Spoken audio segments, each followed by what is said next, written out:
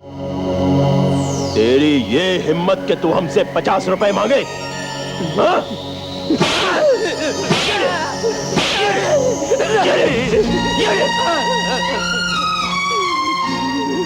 बस बहुत हो चुका ठाकुर। इसकी चीखों से पूरा गांव परेशान है। मैं पंचायत लेकर आया हूं। पूछ सकता हूं इस बेचारे का कसूर क्या है? इस हरामजादे ने मुझसे 500 रुपया बतौर कर्जा लिया था और अब ये 50 रुपए और मांगने आया है क्योंकि इसकी बीवी का बच्चा होने वाला है। इस हरामजादे की ये जुर्रत कि मुझसे 50 रुपए सीधा आकर मांगे। मैं इसकी खाल खींच के रख दूंगा। नहीं ठाकुर, तुम खाल नहीं खींचोगे। पंचायत यहां कुछ सोच समझ कर आई है और हम फैसला किए बगैर यहां से नहीं जाएंगे। मैं मुखिया होने के नाते तुमसे कहता हूं कि गोपी से कहो कि नंदू के अंगूठे वाला कागज लाकर हमें दिखाए। हमें नंदू से कोई सवाल पूछने। गोपी। जी ठाकुर साहब। नंदू के अंगूठे वाला कागज मुखिया को लाके दिखा दो। मुखिया जी, ये अंगूठा तुम्हारा है नंदू? जी मुखिया जी। तो इस कोरे कागज पर रकम क्यों नहीं लिखवाई?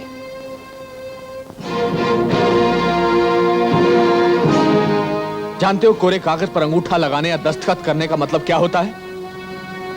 अगर ठाकुर तुम्हारा गला दबा दे और इस कागज पर लिख दे कि तुमने खुदकुशी की है तो कोई कानून ठाकुर का कुछ नहीं बिगाड़ सकता।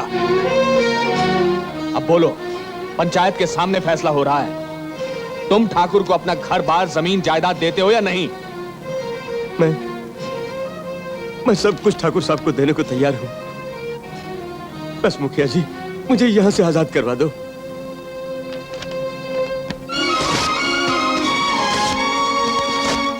क्यों फाड़ा तुमने ये कागज? मैं नहीं मानता तुम्हारे इस फैसले को। नहीं चाहिए मुझे इसका घर बार, इसकी जमीन जायदाद। मुझे इसको इसी तरह जिंदगी भर गुलाम बना के रखना है। माफ करिए ठाकुर साहब, नंदू के अंगूठे वाला कागज तो फट चुका है। फैसला हो चुका है और फिर पंचायत का फैसला तो सरकार तक नहीं बदल सकती। आप और मैं चीज ही क्या है। चलो नंदू।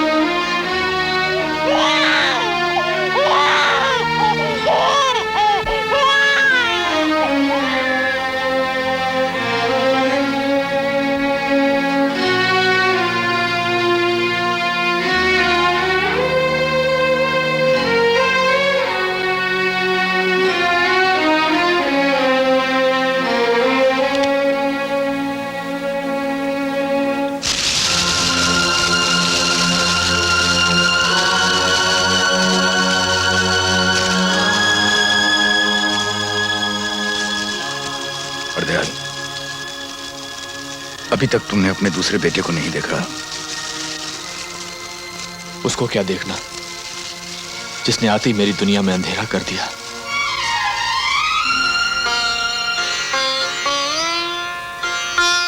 बाबूजी, जैसे आप अपने हाथों से सूरज भैया को खिला रहे हैं वैसे मुझे भी खिलाइए ना। क्या आपने आप खा? बेटा जल्दी खा, फिर तुझे पढ़ाई भी करनी है।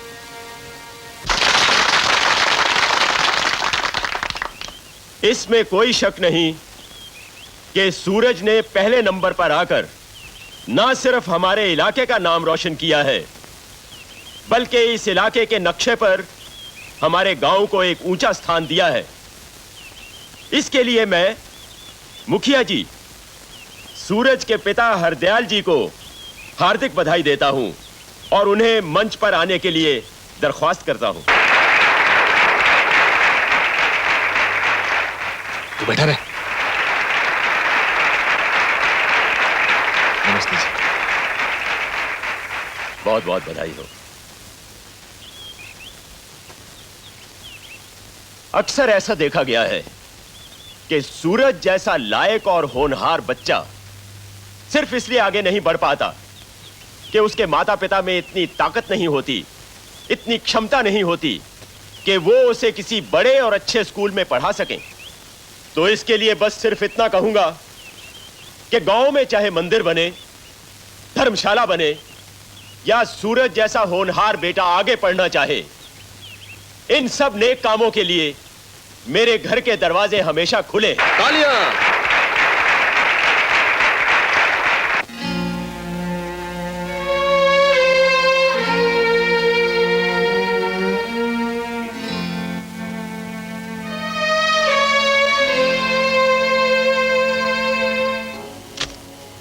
आओ हरदयाल जी, आओ। किसानों का मुखिया और एक लायक बेटे का बाप हमारी हवेली में तशरीफ ला रहा है।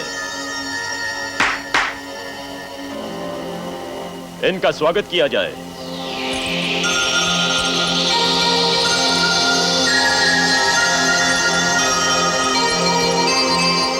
ठाकुर साहब। अरे अरे अरे, ये क्या कर रहे हैं हरदयाल जी? ये आपको शोभा नहीं देता। उठिए उठिए। शंकर, कुर्सी लेके आओ। जी ठाकुर साहब। अरे फिर क्या हुआ? बैठिए बैठिए। शंकर, हरदयाल जी के लिए एक गिलास शरबत लेकर आओ। जी नहीं ठाकुर साहब, शरबत की कोई जरूरत नहीं है। जरूरत तो जहर पीने की भी नहीं होती हरदयाल जी, लेकिन किस्मत में लिखा हो तो पीना तो पड़ता ही है ना। कहिए कैसे आना हुआ? अगर आप सरकारी कागज पर कर्जे की रकम लिख दें तो जरूरतमंद आपके सामने है। हरदयाल जी, गोपी कागज पर लिख देता है और लेने वाला अंगूठा लगा देता है। मैं तो कागज को छूता तक नहीं। कहिए, आपको कितने पैसे चाहिए? जी मुझे 10,000 रुपए चाहिए। मैं अपने बच्चे को बहुत बड़े स्कूल में दाखिल कराना चाहता हूँ। मैं मकान की रजिस्ट्री और जमीन के कागज साथ लाया हूँ। गोपी, हरदयाल जी के लिए 10,000 रुपए लेकर आओ।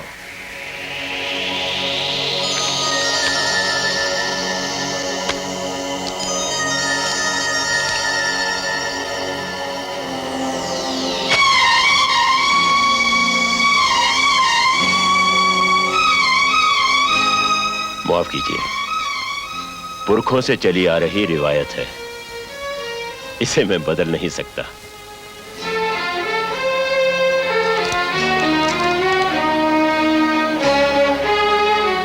इसकी भी क्या किस्मत है। कहीं तो हाथ इसे छूने के लिए तरस जाता है और कहीं ये जूते में पड़ा रुलता रहता है।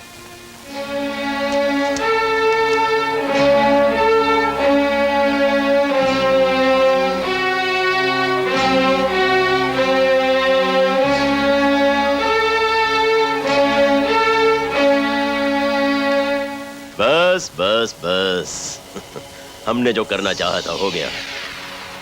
याद है तुम्हें, एक बार तुमने नंदू से कहा था कि कोरे कागज पर लगा हुआ अंगूठा फांसी के फंदे के बराबर होता है। लो, आज हम तुम्हें तुम्हारे फांसी के फंदे के दर्शन करवा दें।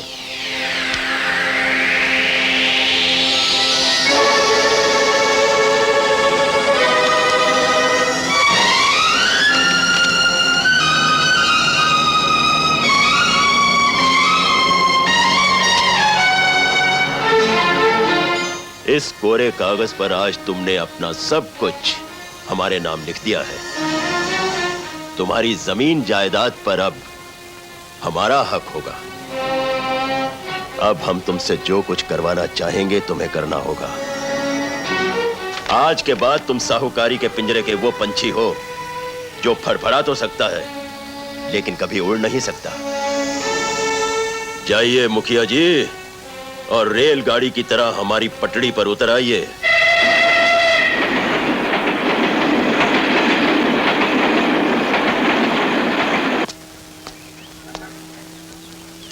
इस डिब्बे को ध्यान से रखना, इसमें गुड़ है। खाने के बाद थोड़ा सा खा लिया करना, लेकिन ज्यादा मत खाना, नहीं तो फोड़े निकल आएंगे। चल मैं तुझे तेरे मास्टर के पास नहीं बाबूजी, मैं यहाँ नहीं रहूंगा। मुझे अपने साथ घर ले चलो बाबूजी, मैं यहाँ नहीं रहूंगा। बेटे तू कहता था ना कि वहां तुझे कर्मा ठीक से पढ़ने नहीं देता। यहाँ तुझे कोई तंग नहीं करेगा, चल। लेकिन बाबूजी, अब मैं कर्मा की शिकायत भी नहीं करूंगा। मुझे यहाँ से ले चलिए बाबूजी। बेटा मैं चाहता हूँ कि तू तू पढ़ लिख कर डॉक्टर बने, इंजीनियर बने, साहूकारी के सारे पन्ने पढ़कर मुझे सुनाए। तेरी माँ भी यही चाहती थी। अब अगर तू यहां नहीं रहेगा तो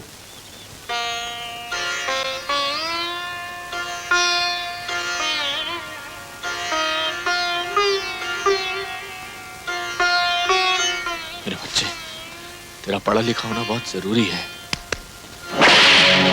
क्यों फाड़ा था नंदू के अंगूठे वाला कागज? क्यों फाड़ा था? क्यों फाड़ा था? अब पता चलेगा तुम्हें कोरे कागज पर लगे अंगूठे की अहमियत क्या होती है। अब पता चलेगा तुम्हें। यहाँ मिर्ची और ईंटों की पिसाई एक साथ होती है। 1 किलो मिर्ची को आसानी से 2 किलो बना दिया जाता है। इसकी आदत डाल लो, वरना 100 कोड़ों की सजा एक साथ मिलेगी। उठ। यहाँ हमारे गुलाम अपना खून पसीना एक करके हमारे लिए गन्ने का रस निकालते हैं। वैसे तो अकेले आदमी से ये कोल्हू चलाना मुश्किल है, लेकिन देखते हैं कि आज तुम इसे अकेले चलाते हो या तुम्हारी मदद के लिए कोई आता है। ठाकुर साहब, ये हरजाल का लड़का हमको पत्थर मारता, हमको कहता तुम चोर हो, डाकू हो। गुलाम की औलाद और इतनी आजाद। चल अपने बाप के साथ काम कर। मैं ठाकुर का कोई काम नहीं करूंगा। तुम समझाओगे या मैं इसे समझाऊं?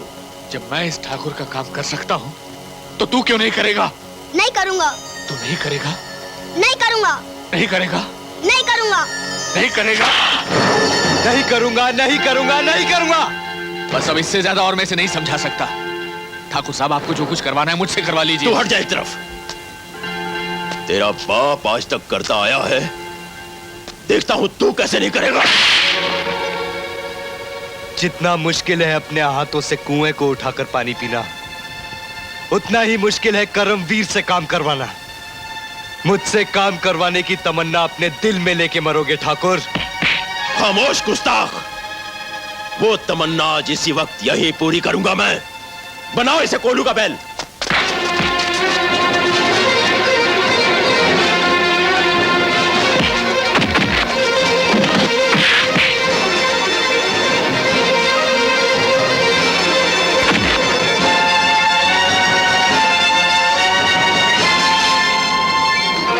ठाकुर, मैं तुमसे कितनी बार कह चुका हूं कि ये मेरा कोई नहीं है, मेरा इससे कोई रिश्ता नहीं है, कोई वास्ता नहीं है, तो तुम क्यों बार बार इसे मेरा काम करने के लिए मजबूर करते हो? सुन लिया ठाकुर, मैं इनका कुछ नहीं लगता।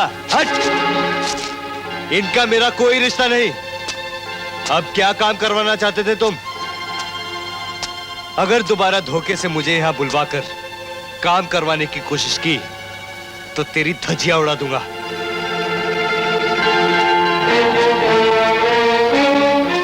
जिंदगी भर तेरा बोझा उठाता रहा मैं। अगर आज भी तेरा काम करूंगा तो कौन सा कहर टूट पड़ेगा? मुझे बता क्या करना है। कर दे अपने इस बेटे का खून अगर कर सकता है तो। बगावत से भरे हुए इस बेटे को पैदा करने का जिम्मेदार तू है। अरे चाचा, साबुन कहाँ पड़ा है? अरे वो सामने रखा। चाची, तेल कहाँ है? तेल अरे वो दीवार पर रखा है। अरे इतनी जल्दी भी क्या है? अरे चाचा, मेरा बाप आने वाला है। उसके आने से पहले मुझे नहाना है, खाना खाना है, घर से निकल जाना है। अरे तेरा बाप क्या छूत की बीमारी है जिसके आने से पहले तुझे घर छोड़कर जाना जरूरी है? उल्टा सोच रहे हो चाचा जान। मेरे बाप के लिए मैं छूत की बीमारी हूँ, इसलिए उसके घर आने से पहले मुझे यहाँ से जाना है। लेकिन ये तो बता, जाना कहाँ है? इसे दफ्तर जाना है। बड़े साहब बहुत खुश है ना। डांट साहब को डर है कि कहीं दफ्तर जाने में से देरी ना हो जाए। चलो, अब इस घर में नहाना भी किस्मत में नहीं रहा। अरे चाची, खाना तो दे दो। अरे तू एक बात बता, तू इस घर में काम धंधा तो करता नहीं, रोटी किस बात की खाता है तू? इस घर में पैदा होने की कह दो कि ये झूठ है। हाँ, कह दो कि यतीम खाने से उठा कर लाए थे मुझे। पहले तो मैं इसकी बात करने का ढंग ठीक करता हूँ, इसकी बात का जवाब देता हूँ। क्या पागलपन है हरजाल? अगर खाद महंगी हो गई है तो उसका गुस्सा मुझ पर क्यों उतार रहे हो? अरे कर्मा, अरे छोड़ो चाचा, अरे ये खाना तो साला खाकर तो रोज जा। रोज का धंधा है, कोई नई बात थोड़ी है। ये कैसी नफरत है हरदयाल? जब तुम घर में होते हो तो वो नहीं होता, वो होता है तो तुम किसी न किसी बहाने घर से बाहर चले जाते हो। मेरी चौखट पर लगा मनहूसियत का दाग है ये। तो तुम यकीन करते हो कि कर्मे का आना ही कृष्णा भाभी का इस दुनिया से चले जाना था? मैं नहीं जानता रहमत, मैं नहीं जानता मैं इस बात का यकीन करता हूं या नहीं, लेकिन ऐसा होता मेरी आंखों ने देखा जरूर है। इसका मतलब कर्मा ठीक ही कहता है कि तुमने उसकी तरफ कभी ध्यान नहीं दिया, उसे पढ़ाया लिखाया नहीं। तुम सिर्फ कर्मे की बात क्यों करते हो? हर बच्चा बड़ा होकर अपने माँ बाप से यही कहता है। वो ये नहीं कहता कि मेरे माँ बाप ने मुझे पढ़ाना चाहा लेकिन मैं नहीं पढ़ सका। हम सब कर्मे की तरह अनपढ़ है रहमत, जो मंदिर में जाकर अपने गुनाहों की माफी मांगते हैं, सजा नहीं। और फिर तुम सिर्फ कर्मे की तरफ क्यों देख रहे हो? मेरा बड़ा बेटा सूरज भी तो है।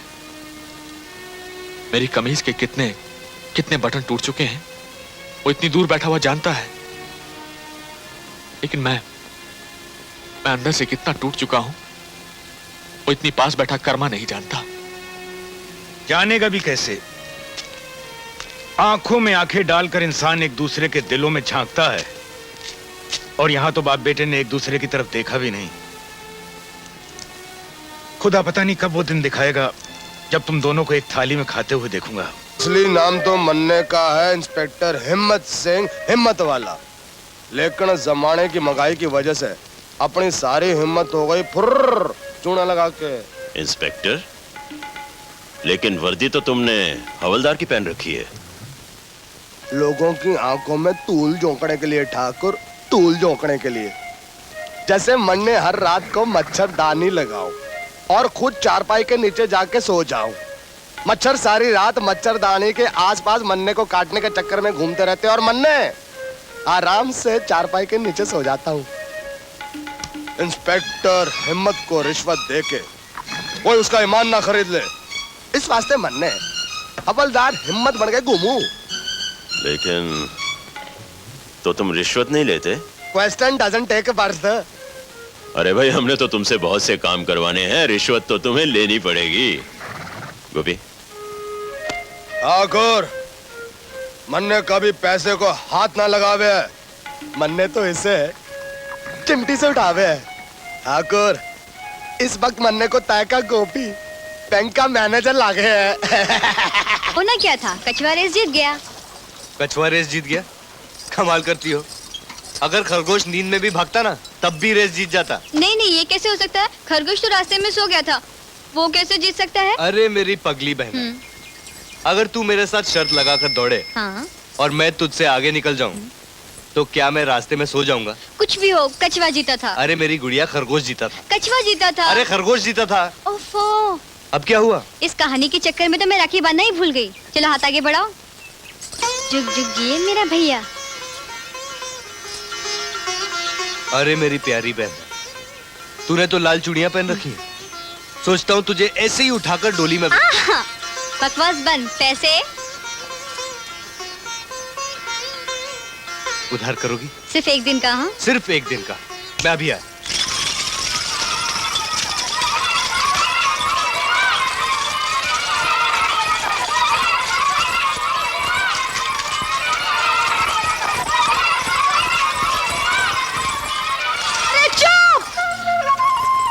लगता है इस बस्ती में बारिश की बजाय बच्चों की बरसात होती है। ए, अगर तुम लोगों ने आवाज निकाली तो किसी को कोई खिलौना नहीं मिलेगा। मुझे फुग्गा चाहिए। हाँ, 8 आने निकालो, 8 आने निकालो। क्या चाहिए तुमको? गुड़िया। गुड़िया? 8 आने निकालो। मुझे पोपट चाहिए। पोपट? पोपट।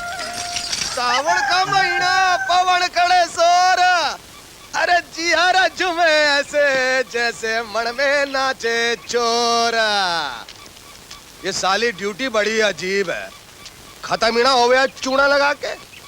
आइडिया, घड़ी को 2 घंटे आगे कर लेता हूँ, ड्यूटी खुद ब खुद खत्म हो जाएगी। हेरा फेरी करने में टैग थोड़ा लगता है चूना लगा के।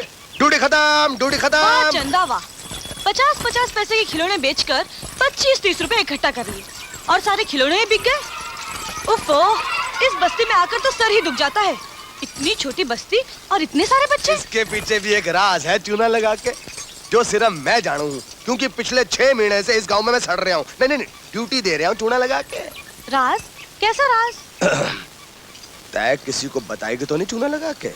नहीं। जरा पेड़ के पिछवाड़े आजा। उई, आजा आजा आजा। क्या है कि इस गांव के पिछवाड़े एक रेलवे लाइन है जहाँ पे रात को ठीक 2 बजे एक सुपर फास्ट ट्रेन चिकती चलाती चले जावे है। ये है कि बच्चे तो सो जावे हैं लेकिन माँ बाप उड़ जावे हैं, यानी कि फैमिली सोती रहेगी, फैमिली को बनाने वाले उड़ गए। लेकिन माँ बाप के उठ जाने से बच्चे ज्यादा होने का क्या ताल्लुक? अरे ताल्लुक है चूना लगा के। एक काम करना रानी, तू रात के ठीक 2 बजे खेतों के पिछवाड़े आ जाना। ट्रेन के जाने के बाद मैं तय को दिखा दूंगा कि तेरे खिलौनों की बिक्री के खातिर माँ बाप एक दूसरे के साथ क्या खिलवाड़ कर रहे हैं, यानी कि ता धिड़क दिन ता। समझ गई। आगे मत बोल। Thank you. बड़ी जल्दी समझाते हैं आके लोग। नहीं नहीं नहीं नहीं, अभी कहाँ समझी, लेकिन बहुत जल्दी समझ जाएगी। हाथ ऊपर कर। पैसे नहीं है ना? जूते निकाल, जूते निकाल।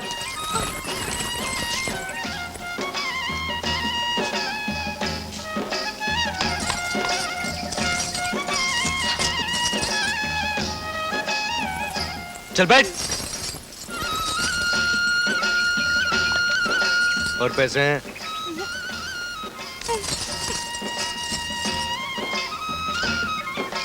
वो हाथ दिखा।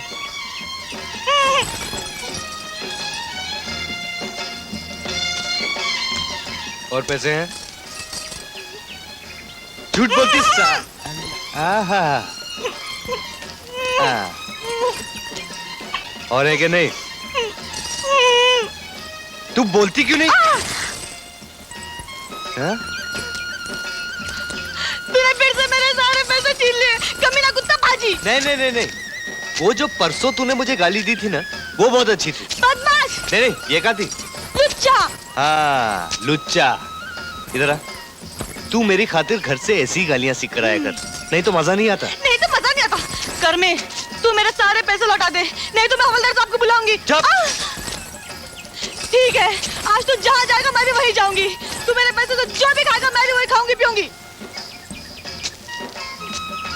अच्छा, जो मैं खाऊंगा वही तू खाएगी? खाऊंगी। जो मैं पीऊंगा वही तू पिएगी? पीऊंगी। खा कसम मेरे बाप की।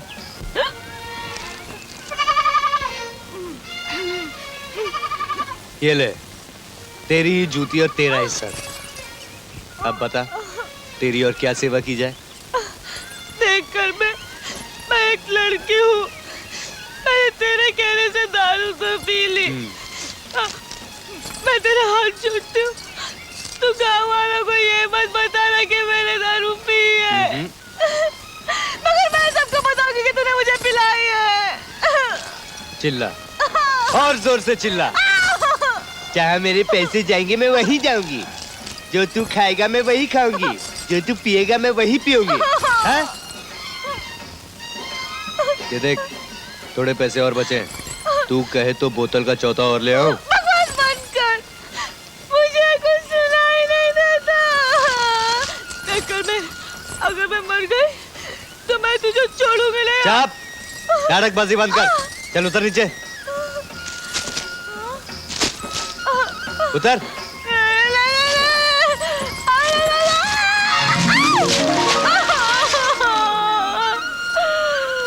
अम्मा मेरी टांगों को क्या हो गया? कहीं मैं बहनी के साथ लकड़ी तो नहीं हो गई? अब थोड़ी देर बाद जब दिखाई देना बंद हो जाएगा ना, तो बीच सड़क में बैठकर भीख मांग लेना। पता है कितनी गंदी जगह पे बैठी है तू? चलो, खामखा पंगा ले लिया ऐसे पिलाकर। क्यों भाई हरदयाल, कुछ पता चला? कोई गेहूं के दाम लगाने आएगा या नहीं? अरे पूरे 5 दिन हो गए सुनते सुनते कि इंस्पेक्टर साहब आ रहे हैं, इंस्पेक्टर साहब आ रहे हैं, लेकिन अभी तक तो पहुंचे नहीं। ऐसा लगता है जैसे अनाज पैदा करके हमने कोई बहुत बड़ा पाप किया है। मुझे तो पता चला है कि इंस्पेक्टर साहब यहीं कहीं मंडी में हैं। मंडी छोड़कर जाएंगे कहाँ? यही तो दिन है उनके खेलने के। ये खिलौने छोड़कर कहाँ जाएंगे? नमस्ते नंबर साहब। 125 लिख दे। इंस्पेक्टर साहब नमस्ते। 35 नंबर। 126 रुपए 50 पैसे लिख दे। हाँ जी। और ये लाल झंडी ठाकुर साहब की है जी।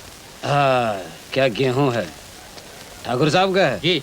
182 लिख दे, जल्दी से जल्दी 182 लिख डॉक्टर दे। साहब, हमने ऐसा क्या गुनाह किया है जो हमें सरकार का पूरा भाव नहीं मिलता? तुम्हारा गुनाह ये है कि तुम किसान हो। लेकिन चले आते हैं, बहुत ज्यादा चाहिए।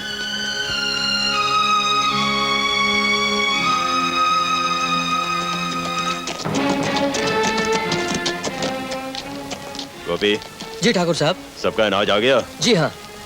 जब अनाज तुल जाए तो आधा हिस्सा बतौर ब्याज हमारे गोदाम में पहुंचा देना। आप चिंता मत कीजिए ठाकुर साहब, सारे व्यापारी यहाँ बैठे हुए हैं। आपका ब्याज सबसे पहले कटेगा।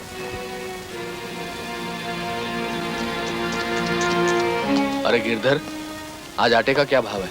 2.5 रुपए किलो। 2.5 रुपए किलो। तो 1 क्विंटल आटे की बोरी का भाव कितना हुआ? 250 रुपए। नंदू, अभी कुछ देर पहले इस गेहूं का भाव 150 रुपए क्विंटल था। मंडी से चलकर राशन की दुकान तक पहुंचा तो इस आटे का भाव 250 रुपए क्विंटल हो गया। जिस दिन ये 100 रुपए की पिसाई हमारी समझ में आ गई, उस दिन हमारे दिन बदल जाएंगे। राम राम चाचा। राम राम।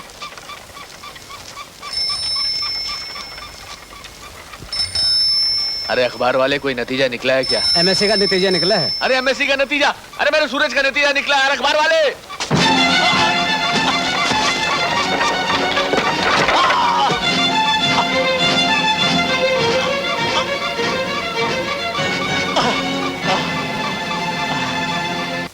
ये देखिए, इनकी रीढ़ की हड्डी यहाँ से टूटी हुई है। अब यो समझिए कि इनके कंधे सिर्फ इनकी कमीज का बोझ ही सह सकते हैं। इसलिए मेहरबानी करके आप इन्हें भारी चीज उठाने मत देना, वरना ये हमेशा के लिए बिस्तर पकड़ लेंगे। लेकिन डॉक्टर साहब, फिलहाल मैंने कुछ दवाइयाँ लिख दी हैं, आप इन्हें बाजार से खरीद लें। ये लीजिए। नमस्ते डॉक्टर साहब। नमस्ते।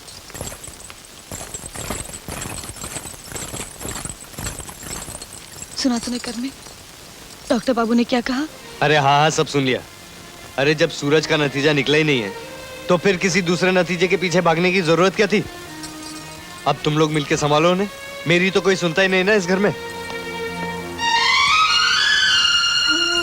हे भगवान, हमारे सूरज को इतनी रोशनी देना कि वो बरसों से चले आ रहे अंधेरे को हमेशा हमेशा के लिए दूर कर सके।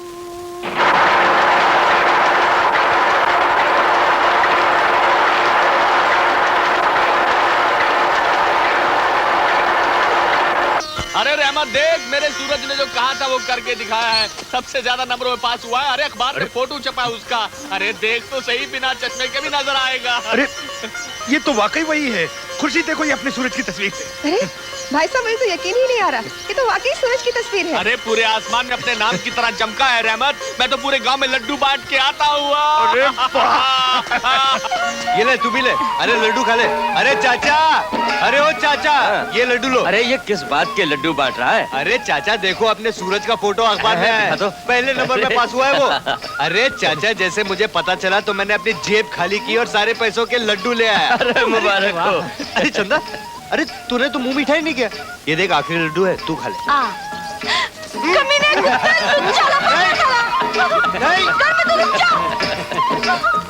अरे सूरज का फोटो अखबार में छपा है, लड्डू खा रहे। वो पहले नंबर में पास हो गया, ले तू भी लड्डू खा।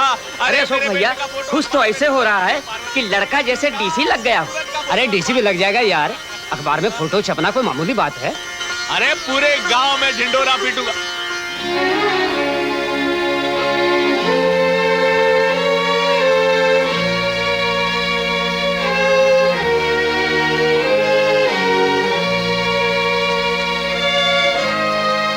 अरे नंदू, आज सूरज का अखबार में फोटो छपा है।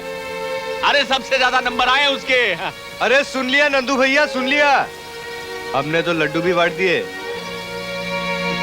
अरे ठाकुर, अरे ठाकुर, हरदयाल, ठाकुर, ठाकुर, आज मैं बहुत खुश हूँ। मैं बहुत खुश हूँ ठाकुर। आज मैं भूल गया तेरे 15 साल के उठाए बोझे को। भूल गया कि किसी वक्त तेरे बोझे की वजह से मेरी कमर टूटी थी। आज मैं बहुत खुश हूँ। आज मेरा कोई दुश्मन नहीं। ले तू मुंह भी ठाकर ठाकुर। अरे भाई, मुंह भी मीठा कर लेंगे, पर खुशखबरी तो सुनाओ। अरे सुनाऊंगा नहीं ठाकुर, आज मैं खुशखबरी दिखाऊंगा। ये देख, ये देख मेरे जिगर का टुकड़ा अखबार की छाती पर सीना तान के खड़ा है। देख ठाकुर मेरा सूरज, देख मेरा सूरज।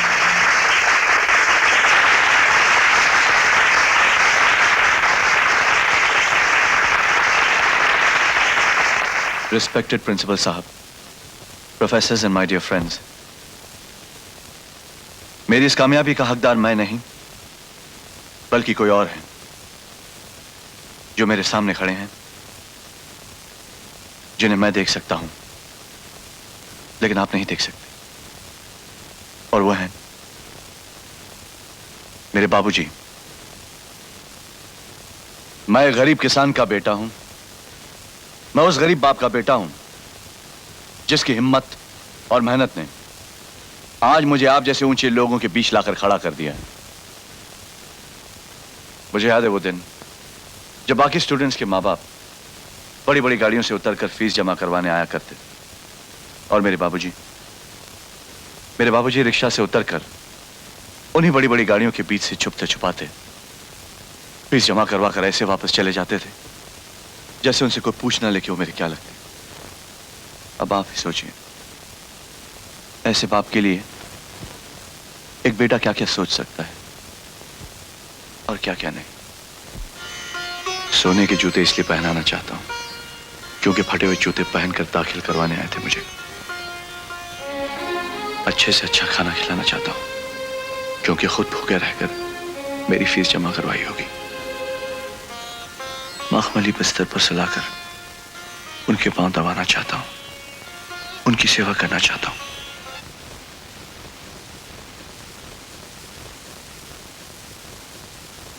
सूरज, सूरज। आई एम सॉरी, मैं कहीं खो गया था। Thank you very much, thank you.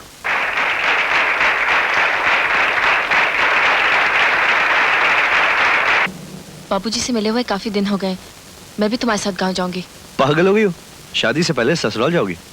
तो क्या हुआ, बाबूजी के अलावा मुझे वहां जानता ही कौन है। मुझे एतराज नहीं है, अपने मम्मी डैडी से पूछ लो। हरदयाल, हरदयाल। बाबूजी। हरदयाल। रामन चाचा, क्या हुआ बाबूजी को? बेटे वो रामत, बेटे तुम बाबूजी को संभालो, मैं पानी लेकर आता हूँ। कर में बाबूजी। कर में क्या तू भी नहीं जानता बाबूजी को क्या हुआ? इनकी कमर टूटी हुई है। चुप करवाओ इसे। डॉक्टर ने कहा था कि इनके कंधे इनकी कमीज का बोझ उठा सकते हैं और कुछ नहीं उठा सकते। कैसे टूटी इनकी कमर? एक्सीडेंट हुआ था। कैसा एक्सीडेंट? अरे बोझ उठा रहे थे। किसका बोझ? हर सवाल का जवाब मैं नहीं दे सकता, पूछ ले इनसे। बाबूजी कुछ नहीं। बाबूजी क्या हुआ बाबूजी? कुछ नहीं बेटा।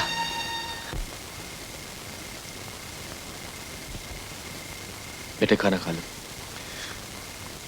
नहीं बाबूजी। बेटे इस तरह खाना नहीं छोड़ते, और फिर इतनी बड़ी बात नहीं है कि तू।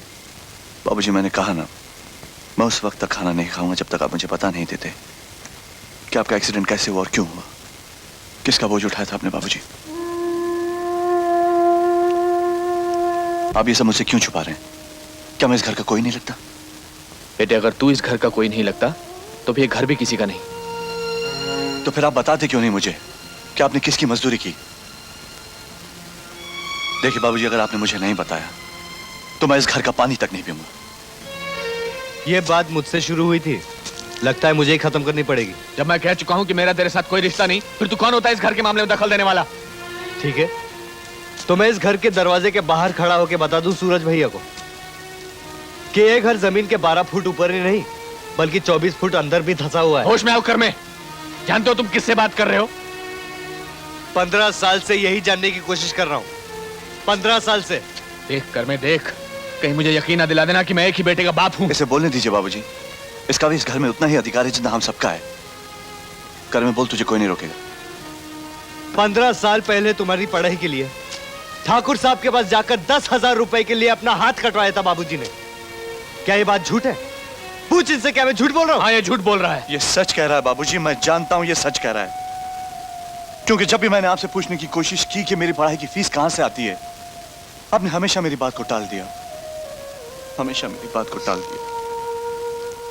आज पता चला कि मेरी पढ़ाई की खातिर आपने आपने ठाकुर साहब की मजदूरी की, उनका बोझ उठाया। ये कमर मेरी किताबों के भार से टूटी है बाबूजी। मैंने आपकी कमर तोड़ी है बाबूजी, मेरी पढ़ाई ने आपकी कमर तोड़ी है। जिस दिन तू पैदा हुआ था बदनसीबी ने उसी दिन मेरे घर में पांव रखा था, और उसका पहला सबूत मुझे तब मिला जब तेरी मां तुझे पैदा करते ही चल बसी थी। मैं नहीं जानता था कि मेरी वफादार बीवी मुझे तेरे रूप में इतना बड़ा धोखा देगी। मतलब मैं अपनी मां का कातिल हूं? मैंने मार डाला उसे? अरे वो बच्चा जब पैदा होते वक्त ये नहीं जानता कि वो किस घर में पैदा हो रहा है, वो ये नहीं जानता कि उसकी मां का नाम क्या है। वो अपनी मां का कातिल होता है ना बाबूजी? अगर ये हकीकत है बाबूजी, तो फिर मुझे या आप ही को क्यों? मैं ये हकीकत सारी दुनिया को बता देना चाहता हूं। सुनो गांव वालों, सुनो। मेरा बाप मुझसे इसलिए नफरत करता है क्योंकि मैं अपनी मां का कातिल हूं। इसने मुझे इसलिए लिखाया पढ़ाया नहीं क्योंकि मुझे पैदा करने के बाद मेरी मां मर गई। अरे वो बच्चा जिसे पैदा करते वक्त मां मर जाती है, वो बच्चा अपनी मां का कातिल होता है गांव वालों। कुत्ते, कमीने अपने बाप की बदनामी करता है, मैं तुझे जिंदा नहीं छोड़ूंगा। चल अंदर। बाप और बाप को बदनाम करता है। घर में शर्म नहीं आती? बाप पे हाथ उठाता है। चल निकल यहां से। बाबूजी,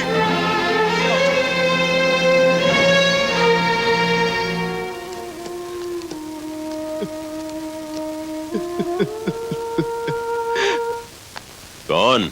सूरज? भाई अखबारों में आकर तो तुमने हमारे गांव का नाम रोशन कर दिया।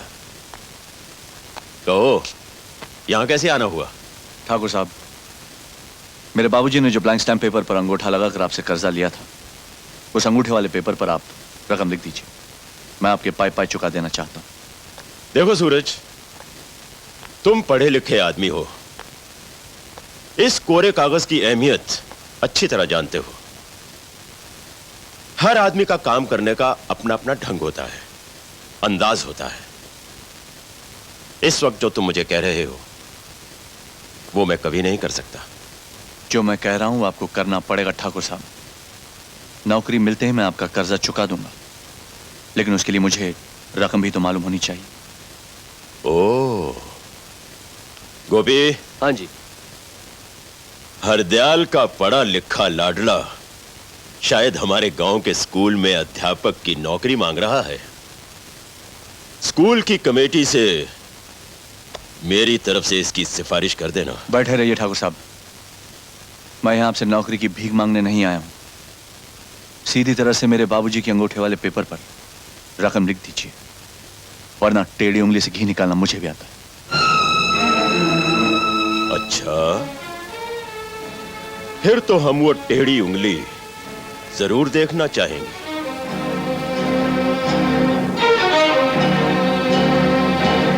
15 साल से जिस बेईमानी से अनाज मंडी में भोले भाले किसानों का अनाज उड़ाते रहे हैं, उसे भी तो अपनी आंखों से देख लीजिए। यह है सरकारी 5 किलो का वजन, और ये आपके 6 किलो का वजन जिस पर आपने 5 किलो की मोहर लगाई।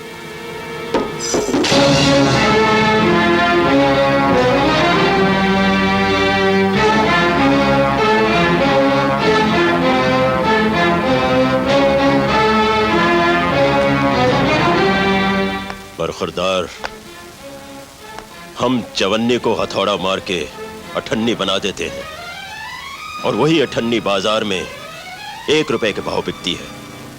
जानते हो क्यों? क्योंकि हथौड़ा मारने वाले हम हैं। अगर मेरा कानूनी हथौड़ा आपके उस चौवन्नी पे पड़ जाए तो आपकी चौवन्नी आपको थाली जितनी बड़ी नजर आएगी। अगर मैं आपकी इस बेईमानी को शहर के अखबारों में छपवा दूं तो, और अगर मैं उस अखबार के दफ्तर में आग लगवा दूं तो इसका मतलब है आप कानून का हर दरवाजा बंद कर सकते हैं। हम तुम्हारी सांसें भी बंद कर सकते हैं। ऐसा हरगिज मत करना ठाकुर साहब। मैं यहां आपको 2 बातें बताने आया हूं। पहली बात तो यह है कि अगर आपने ऐसा किया तो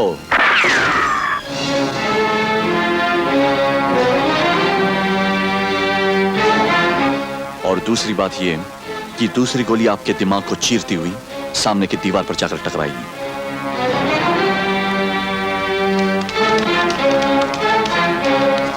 खैर, किसी को कुछ ढूंढने की जरूरत नहीं है। मैं यहां ठाकुर साहब से झगड़ा करने नहीं आया हूं। मैंने जो कहना था कह दिया, फैसला आप पर। पढ़े लिखे भिखारी हो इसलिए नाटकी ढंग से भीख मांग रहे हो। गोपी जी साहब। हरदयाल के अंगूठे वाले कागज पर 1.5 लाख की रकम लिखकर उसके बेटे को दिखा दो। जी साहब।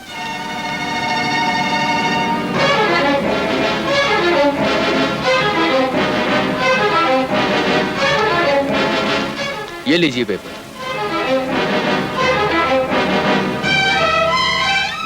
ठीक है ठाकुर साहब, नौकरी मिलते ही आपकी कर्जा अदायगी शुरू हो जाएगी और आज के बाद मेरे बाबूजी आपकी हवेली में कभी काम करने नहीं आएंगे।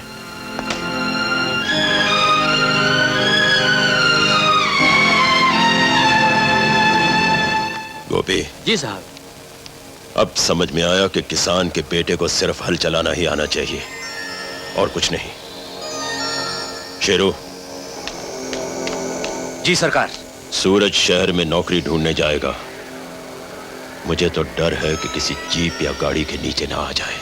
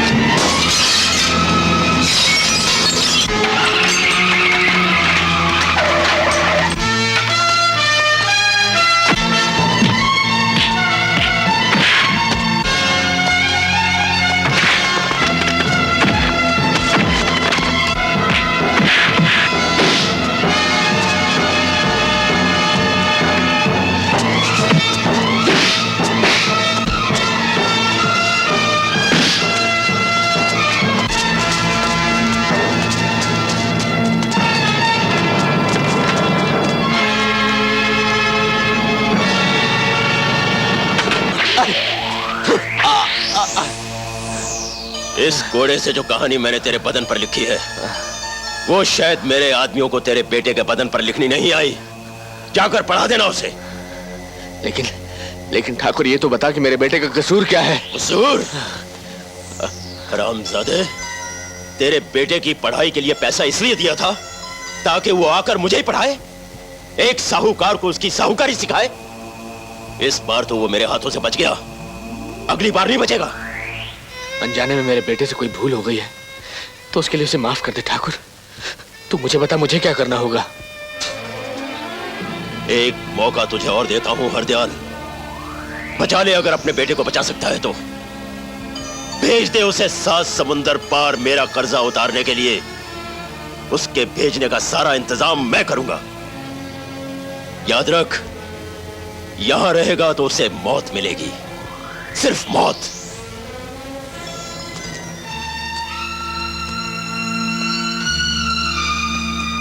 मेरी जिंदगी तो मैं यहाँ रहकर भी बना सकता हूँ बाबूजी, मगर यकीन नहीं आता कि आप मुझे जाने के लिए कह रहे हैं। कुछ ही दिन पहले तो आप मुझे अपनी आंखों से दूर नहीं करना चाहते थे, और आज आप खुद ही मुझे यहाँ से दूर जाने के लिए कह रहे हैं। कहीं ऐसा तो नहीं कि कर्मे के जाने के बाद आप किसी एक बेटे के बाप बनकर जीना नहीं चाहते? फजूल की बात मत कर। 1.5 लाख का कर्ज तूने खुद अपने हाथ से लिख कर दिया था शेर बहादुर को, और फिर नौकरी मिल भी गई तो क्या कर लेगा? 500,000 रुपए कमाएगा, उससे तो घर का खर्चा नहीं चलेगा। शेर बहादुर के खर्चे का क्या होगा?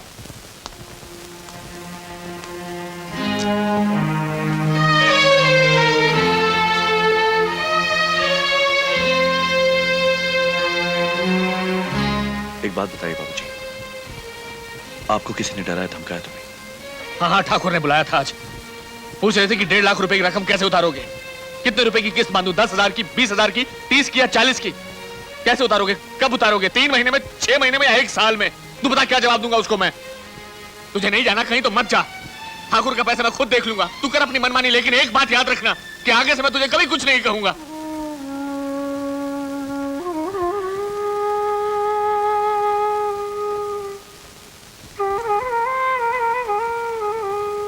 बाबूजी, अगर आपकी आज्ञा मानने की बात आई गई है तो फिर कनाडा क्या चीज है? दुनिया छोड़ने के लिए कहिए, मैं वो भी छोड़कर चला जाऊंगा बाबूजी।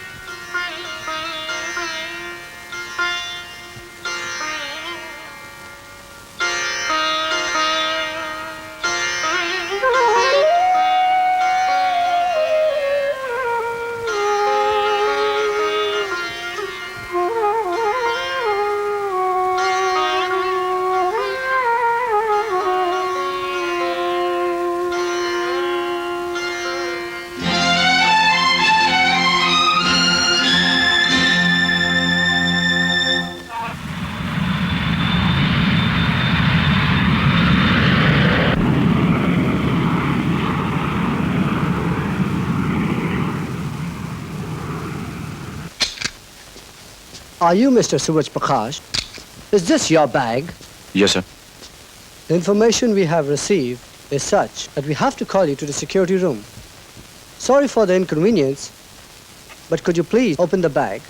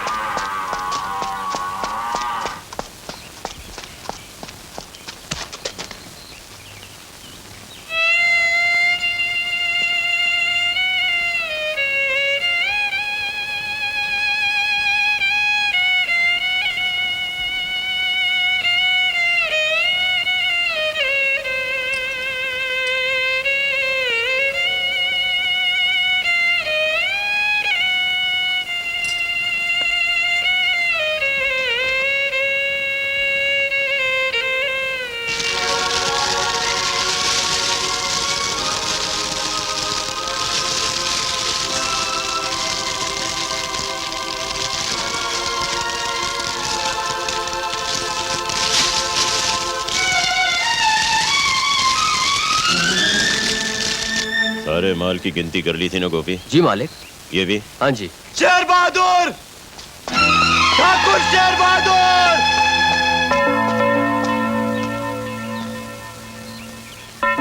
जिस मासूम की चूड़ियां तेरी हवेली में आकर टूटी हैं, आज मैं उसी की चिता जलाकर आया हूं ठाकुर, और कसम खा के आया हूं कि उसकी चिता से आग उधार लेकर मैं तेरी चिता जलाऊंगा हरामजादे।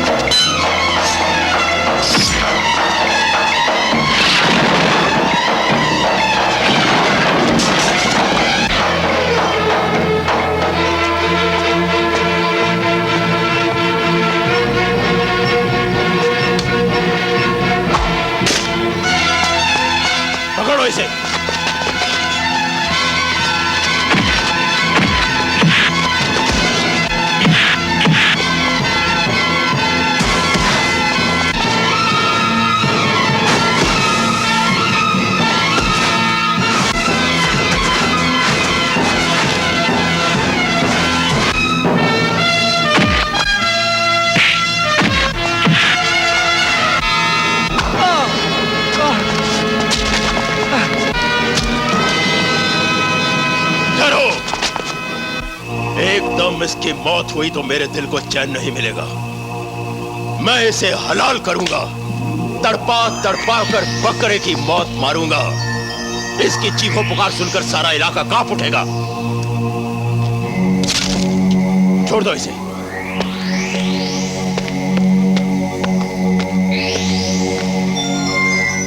हैरान मत होना, इस वक्त मैं तेरे बारे में नहीं, तेरे बाप की टूटी हुई कमर के बारे में सोच रहा हूं। कान खोलकर सुन ले हरदयाल, आज तेरे इस गंदे खून ने मेरी जान लेने की कोशिश की है। कल मैं भरी पंचायत में तेरी रीढ़ की हड्डी के टुकड़े टुकड़े करूंगा।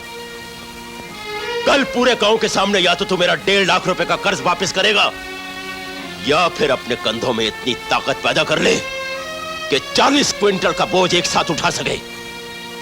मैं तुझे इतना तड़पाऊंगा कि तू अपने बेटे का कत्ल करने पर मजबूर हो जाए।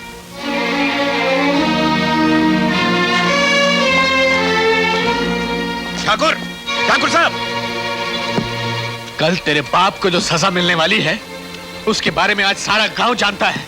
अब तो इन लोगों को सिर्फ इतना बता दे कि इसमें तेरे बाप का कितना कसूर है। कमीने चुप क्यों है? तू मर क्यों नहीं गया? मर क्यों नहीं गया? मैं तुझे जान की मांगी, क्या हो गया? क्यों नहीं गया? रहमत, मैं आज सारे गांव के सामने ऐलान करता हूं कि हरदयाल 2 बेटों का नहीं, सिर्फ एक बेटे का बाप है। बाबूजी, बस रहमत चाचा, बस।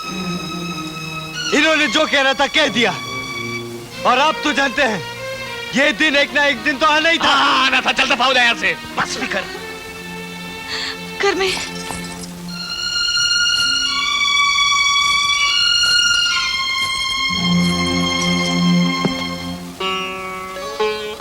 बाबूजी, मैं कर्मे के साथ जा रही हूँ।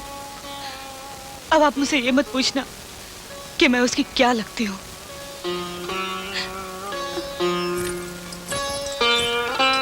चलकर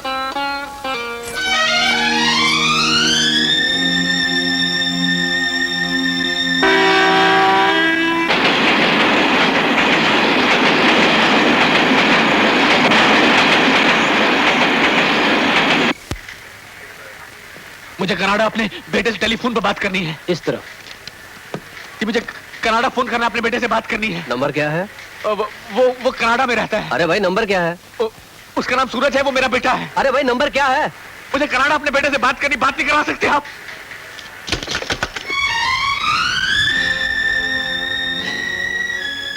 कनाडा में रहता है, कनाडा में रहता है वो।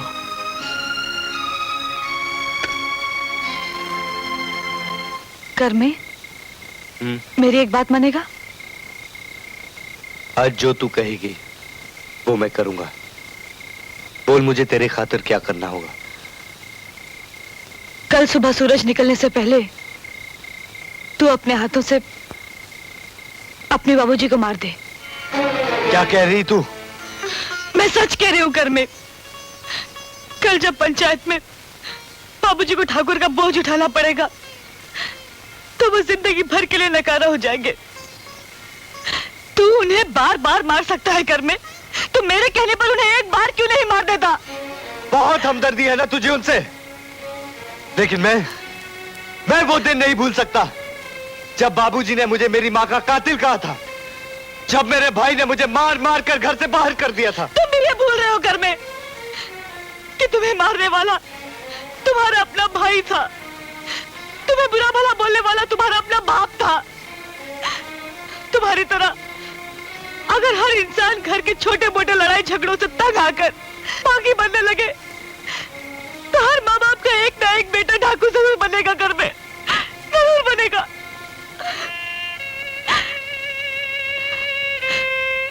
मैंने तो अपने माँ बाप को देखा तक नहीं।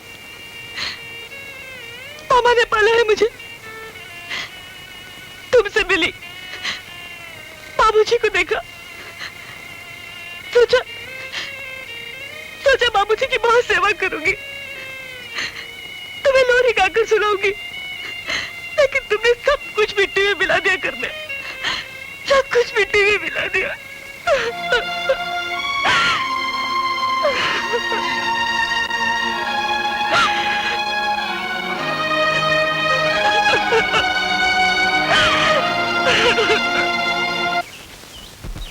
क्यों भाई हरदयाल, इस सरकारी कागज के मुताबिक तुमने ठाकुर शेर बहादुर सिंह से 1.5 लाख रुपया बतौर कर्ज लिया है। अगर तुम वो वापस दे सकते हो तो ये अंगूठा लगा कागज तुम्हें वापस दे दिया जाएगा, और अगर नहीं दे सकते तो भाई कानूनी तौर पर पंचायत या पुलिस इस मामले में कुछ नहीं कर सकती। तुम वो रकम अभी इसी वक्त वापस कर सकते हो।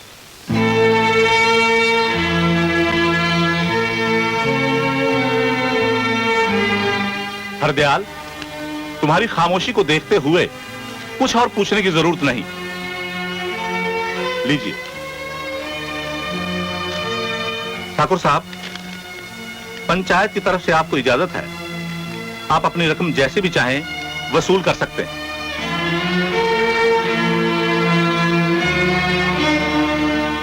गोपी। जी मालिक। बैलों को गाड़ी से अलग करवा दो। जी मालिक।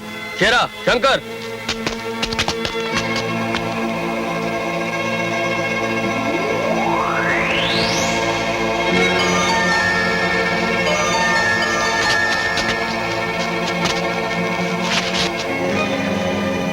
शंकर, ले जाओ हरदयाल को और 40 क्विंटल से लदी हुई गाड़ी का बोझ इसके कंधों पर डाल दो।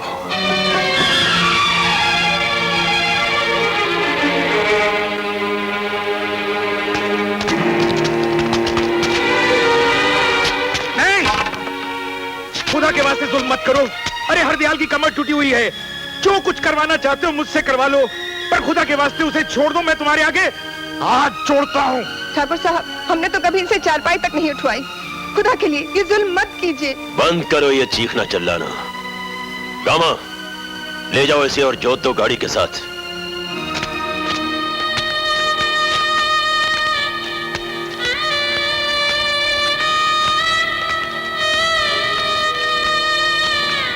इसकी कमर टूट जाएगी, जिंदगी भर के लिए चारपाई पकड़ लेगा।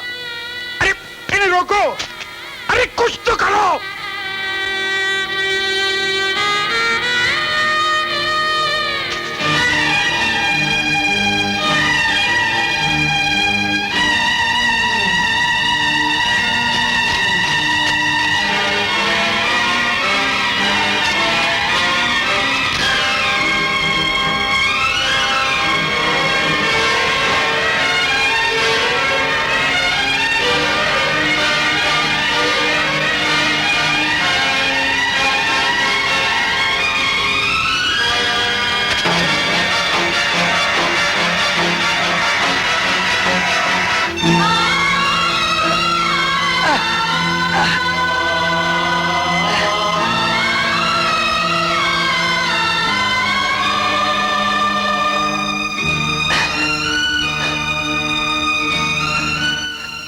बाबूजी, आप नीचे से हट जाइए।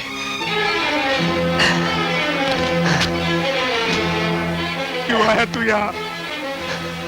क्यों उठाया मेरा बोझा?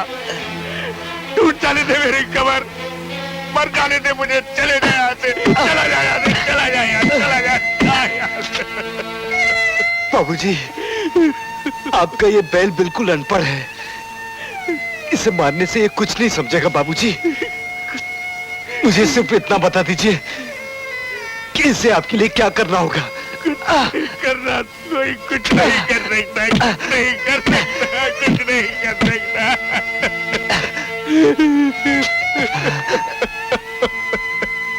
बाबूजी, चुप हो जाइए बाबूजी, सब ठीक हो जाएगा।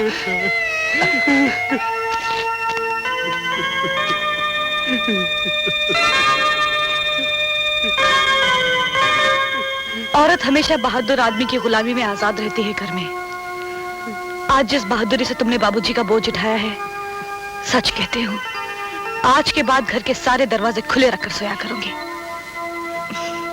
चलिए बाबूजी। कहाँ लेकर जा रही है इसे? अभी तो मेरी रकम का सूद भी वसूल नहीं हुआ। याद है तुझे, एक दिन तूने मुझसे कहा था, जितना मुश्किल है कुएं को हाथ में उठाकर पानी पीना, उतना ही मुश्किल है कर्मे से काम करवाना। आज ये कुआं मेरे हाथ में नजर आ रहा है ना तुझे? ये तेरा बाप तेरी गर्दन पे रखी हुई वो तलवार है जिससे मैं तुझे हलाल करूंगा। ले जाओ इस गाड़ी को चक्कियों के कारखाने में।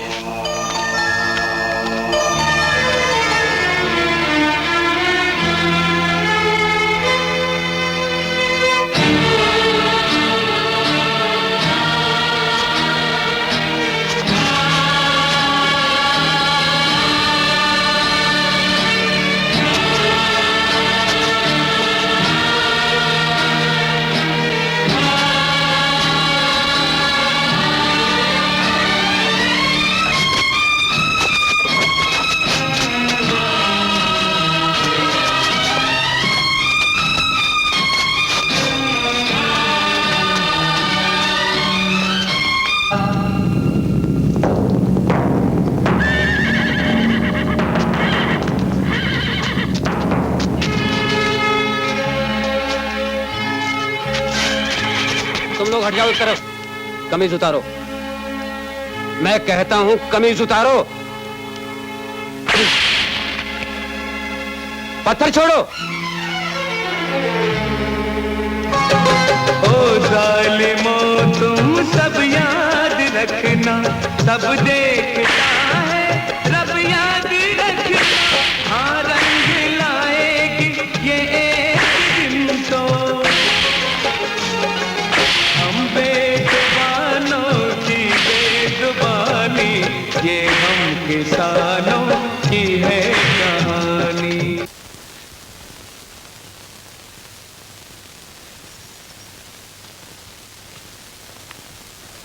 देखो बेटा, लगता है तुम्हारे पिताजी की किसी के साथ दुश्मनी है। आज तो मेरी बच्ची बच गई, लेकिन कल अगर उस पर और कोई मुसीबत आ गई तो? मैं तो कहती हूँ कि तुम अपने पिताजी को लेकर कहीं और चले जाओ। मुझे तो उनकी जान को भी खतरा लग रहा है।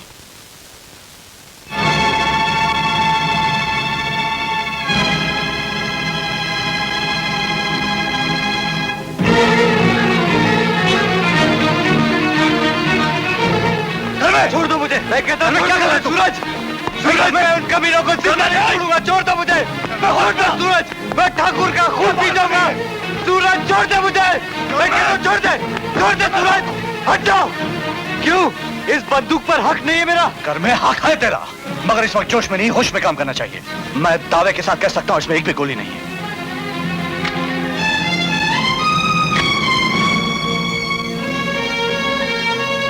अब जरा सोच, तेरे जोश में अगर मेरा होश मिल जाए तो हमें किसी जंग में कोई हरा सकता है? नहीं, कोई नहीं हरा सकता हमें। इन दोनों चीजों के साथ साथ एक और चीज की भी जरूरत होती है, बड़ों का आशीर्वाद। कर में सांप हमेशा चूहे के बिल को अपना घर समझ लेता है। समझ में नहीं आता है कि इस बिल को बंद कर दिया जाए या साहूकारी सांप को खत्म कर दिया जाए।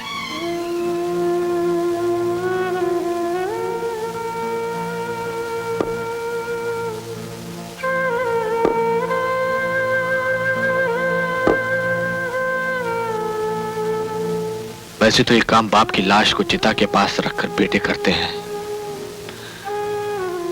लेकिन अगर तुम दोनों साहूकारी सांप को न मार सके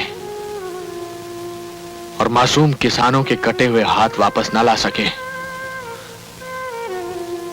तो आज से तुम दोनों मेरे लिए मर गए।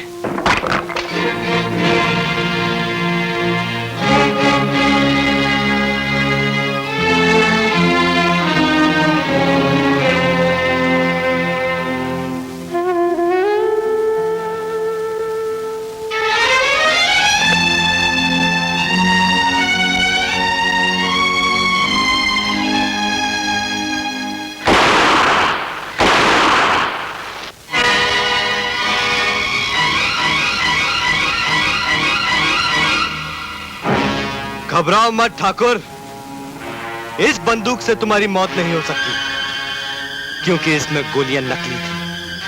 ठहरो, मेरी कैद से भागकर बाप बेटों ने नौटंकी खोल ली है क्या? साफ साफ कहो, क्या कहने आए हो? हमारी अर्थी के आगे वाली मटकी टूट चुकी है ठाकुर। बाबूजी की इच्छा है कि तुमसे पहले तुम्हारी साहूकारी की मौत हो। उन सब किसानों को आजाद करवाएंगे हम, जिनके हाथ काटकर तुमने अपने पास रखे हुए हैं। इरादा बुरा नहीं है, लेकिन इस काम के लिए तुम्हें बहुत सारे हथियार चाहिए होंगे। सिर्फ इस एक बंदूक से काम नहीं चलेगा। ये एक बंदूक भी हम अपने पास नहीं रखेंगे ठाकुर। हम इसमें असली गोलियां डालकर ये बंदूक हम तुम्हें देकर जाएंगे। ठाकुर, अगर तुम वाकई समझते हो कि हमसे तुम्हारी साहूकारी को खतरा है, तो इस बंदूक से तुम हमें उड़ाकर आज ही इस खतरे से आजाद हो सकते हो। दूसरा मौका तुम्हें दूसरे जन्म में ही मिलेगा। सुना तुमने? ठाकुर शेर बहादुर की साहूकारी को इन दो टट्टुओं से खतरा है। मैं बताऊं तुमसे कितना खतरा है?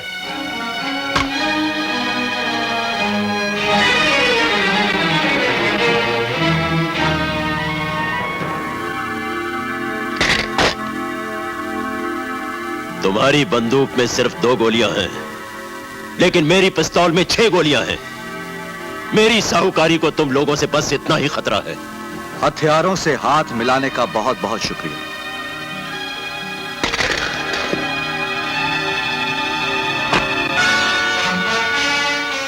इसे ध्यान से देख ठाकुर, इसी कुल्हाड़ी से तू हमारे हाथ काटता है ना? एक दिन इसी कुल्हाड़ी से तेरी मौत होगी।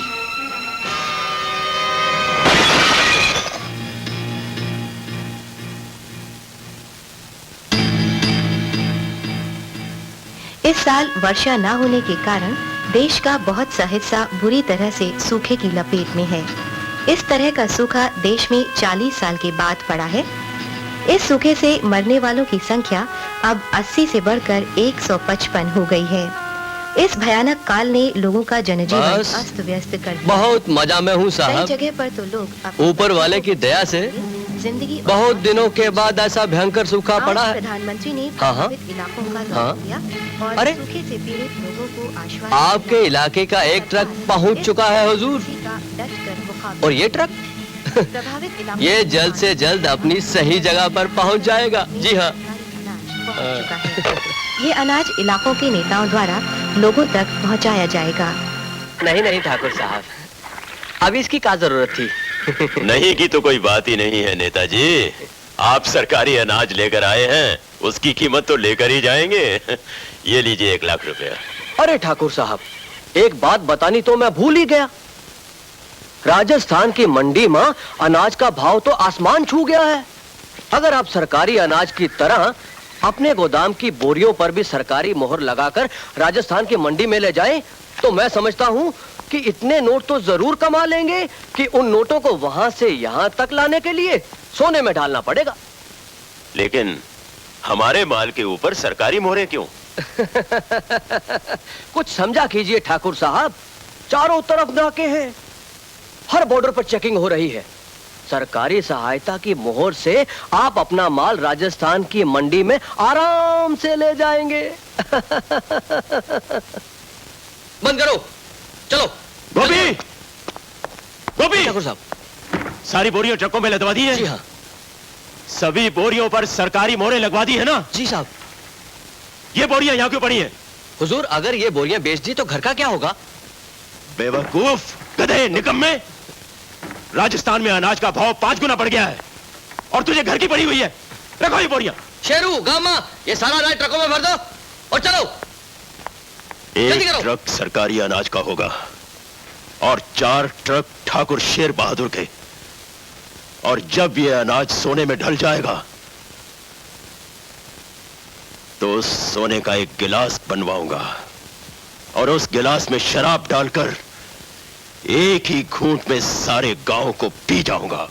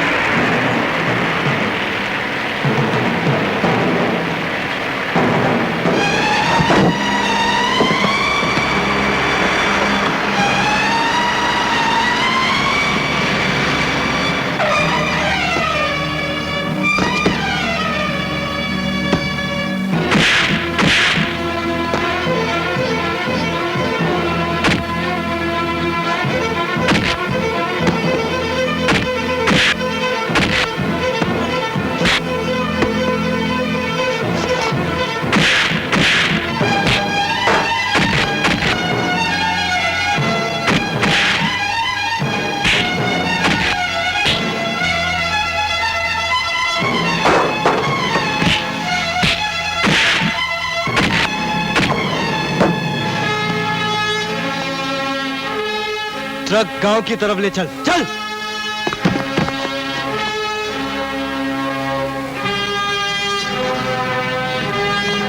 चल।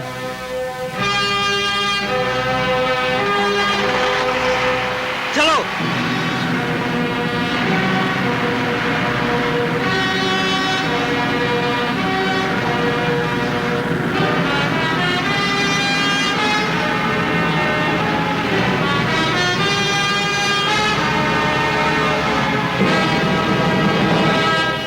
किसान भाइयों, यह अनाज जो आप लोगों के घर तक पहुंचाया गया है, यह सरकार ने आप लोगों के लिए भेजा है।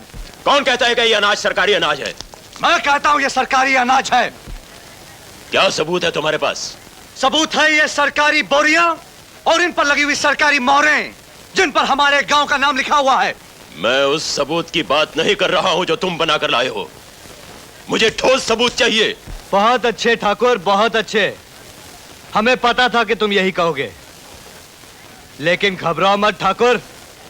ठोस सबूत चिल्ला चिल्ला के कहेगा कि सच क्या है, क्योंकि ठोस सबूत को हम सर से पांव तक मिट्टी के तेल में भिगो कर लाए हैं।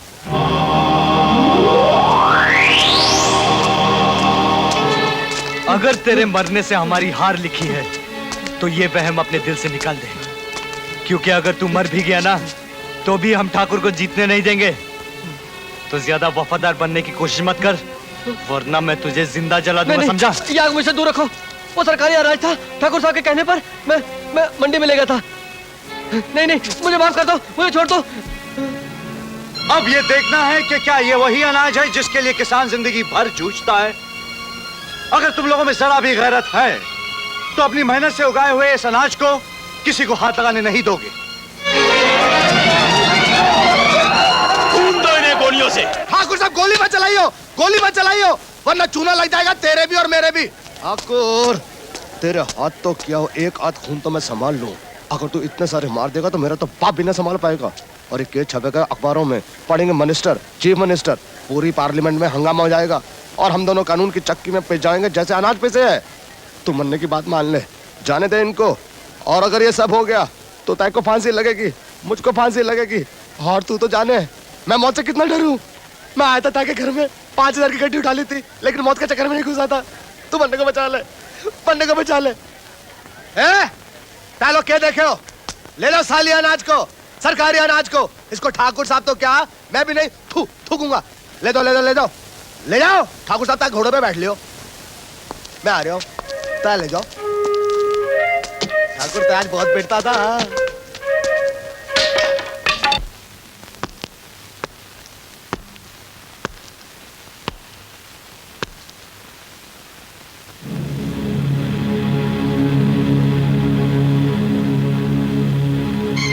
मेरा सारा अनाज लूटकर वो कुत्ते के पिल्ले समझते हैं कि वो जीत गए। नहीं, गांव वाले उनकी तरफदारी नहीं करेंगे।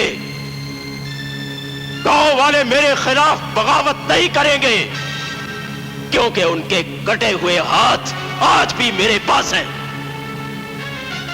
वो जोर से बोलेंगे, ठाकुर शेर बहादुर जिंदाबाद, ठाकुर शेर बहादुर जिंदाबाद, ठाकुर शेर बहादुर, ठाकुर शेर बहादुर, ठाकुर शेर बहादुर, ठाकुर शेर बहादुर, ठाकुर शेर बहादुर, ठाकुर शेर बहादुर, ठाकुर शेर बहादुर, ठाकुर शेर बहादुर, ठाकुर, अरे ठाकुर, अरे मर गया, तब खत्म हो गया ठाकुर। अरे ठाकुर, ताने देखा तेरे गांव में क्या हो रहा है?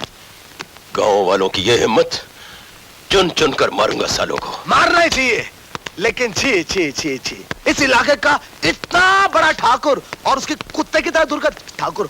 मन ने बोलूं, तैने तो कोई सीता हरण भी नहीं की, फिर ये लोग तय को रावण की तरह क्यों जला रहे चूना लगा के? मुझे नहीं, खुद को जला रहे हैं। इस साल दिवाली के दिए तेल से नहीं, इनके खून से जलेंगे। अरे खून से जले या तेल से, मन ने तय के साथ चूना लगा के। लेकिन मन ने बोलूं, तय तो खा खा के सांड की तरह तगड़ा हो रहा है, लेकिन तय का पुतला बहुत कमजोर बनाया है। अगर तय बोले, मन ने उस पुतला में भूसा भर दूं चूना लगा के। बकवास बंद कर। सरकारी अनाज के साथ साथ मेरे गोदाम भी खाली हो गए और तुझे मजाक सूझ रहा है? दफा हो जा यहां से। जा रहा हूं, आइए जा रहा हूं।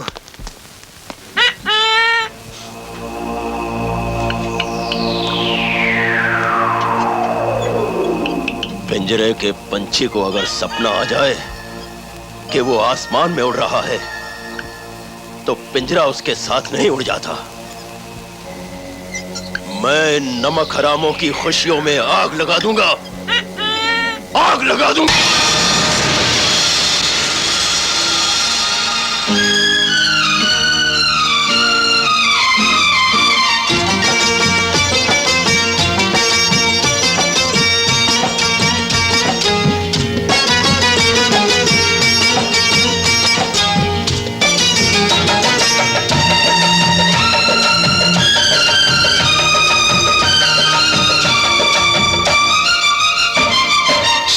शहर डगर डगर गली गली में चोरों लुटेरों का राज।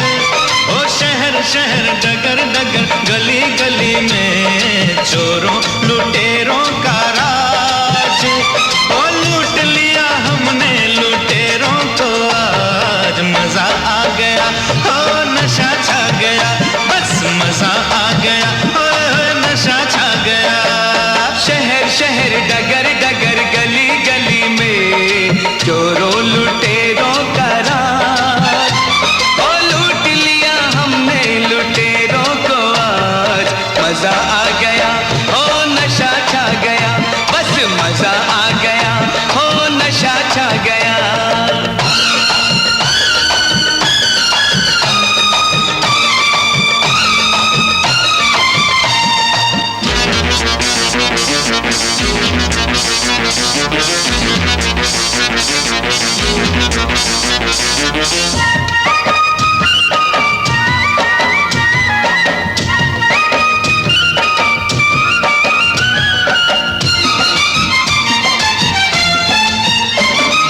हम पे सितम होते रहे और हम रोते रहे। हो आज हम जाग उठे, आज तलक हो सोते रहे।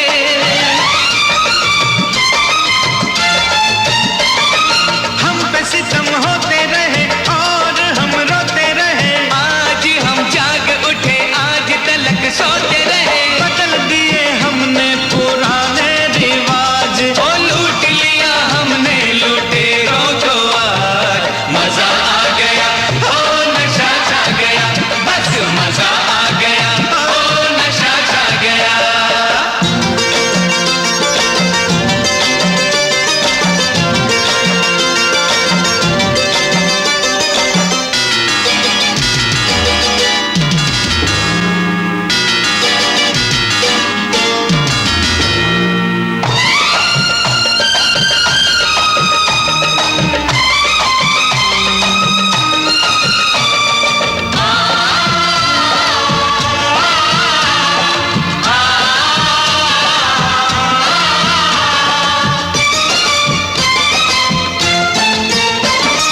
फैसला ये आज हुआ, जनता का राज हुआ। हम में से हर कोई आज महाराज हुआ।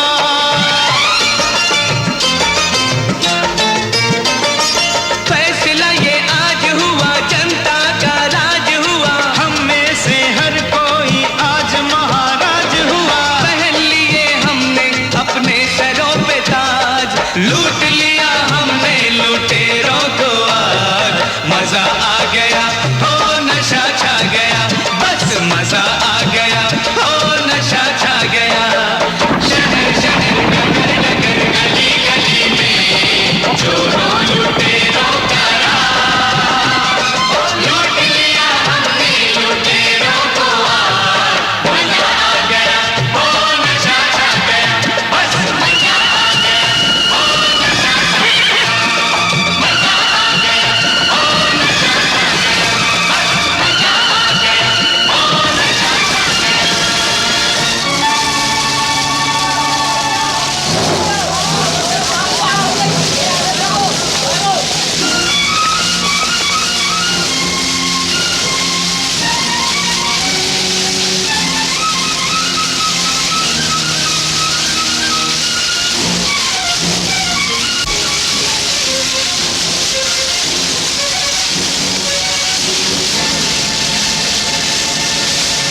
हम कोई बहाना नहीं सुनना चाहते। ठाकुर साहब ने गांव में आग लगाया है, तुम्हें उनके खिलाफ रिपोर्ट लिखनी पड़ेगी। अरे तय लोग उस शरीफ आदमी के पीछे ऐसे पड़ गए हैं जैसे किसी बिल्ली के पीछे पागल कुत्ते पड़ गए हो। अरे तय लोग समझने की कोशिश करो। अरे मन्ने मजबूर मन्ने रिपोर्ट नहीं लिख सकता चूना लगा के। हिम्मत सिंह जी, ये इस इलाके में एयरफोर्स का नया प्लान है, आप इसे ध्यान से पढ़ लीजिए। चूना लगा के मर गया रे ठाकुर। शर्मा, हमारी इस पुरखों की हवेली को नई दुल्हन की तरह सजा दो। दीवारों का नया रंग रूप, नए सोफे, नए पर्दे और इस पुराने कालीन को निकाल के यहाँ खूबसूरत नया कालीन बिछा दो। नहीं ठाकुर, पराई हवेली पे इतना खर्चा करना अक्लमंदी नहीं है, बेवकूफी है, गधापंती है। चूना लगा के पराई हवेली? क्या बक रहे हो तुम? शर्मा, बाहर जाओ। क्या है? मैं बक नहीं रहा हूँ। जब झूको आ जाओ, झूको आओ आओ आओ आओ ना, आजा आजा, निकल निकल निकल। अंदर की बात है ना, इसलिए छुपा के लाना पड़ता है। ये जरा नक्शा देख ले। अब जरा अपने इलाके पे नजर मार चूना लगा के।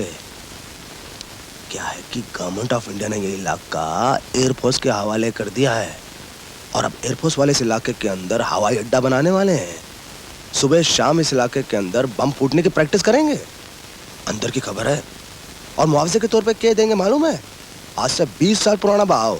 कितना हुआ है? 2 4 5 रुपए 27 पैसे। हाँ, और हो ही नहीं सकता कि तय को ये इलाका खाली ना करना पड़े। भाई गवर्नमेंट का मामला है ना। मतलब ये कि पुराने भाव में मुझे ये हवेली खाली करनी पड़ेगी? अरे पुरखों की जायदाद कौड़ियों के भाव बिकेगी क्या? और अंदर की खबर लाया हूँ कि इस हवेली के अंदर वो लोग अपना हेड ऑफिस बनाने वाले हैं। नहीं, ये कभी नहीं हो सकता। मैं असहार किस लिए होने दूंगा? हिम्मत सिंह, इस मामले को किसी तरह यही दबा दो। हाँ, दबा तो दूं, लेकिन क्या है कि वो थोड़ा चूना मिल जाता तो चूना दे दे, थोड़ा पैसा। ये ले। ठाकुर साहब, आप पैसों से किसान खरीद सकते हो, मकान खरीद सकते हो, पुलिस खरीद सकते हो, लेकिन हिंदुस्तान की एयरफोर्स वो नहीं खरीद सकते। और कुछ ही दिनों के अंदर ये स्कीम अखबारों में भी छपने वाली है। 20 साल पुराने वाले भाव से तो अच्छा है कि आज के भाव में हवेली नीलाम कर दो। मरेगा वो जो खरीदेगा, हम तो बच जाएंगे चूना लगा के। सोच लियो, सोच लियो।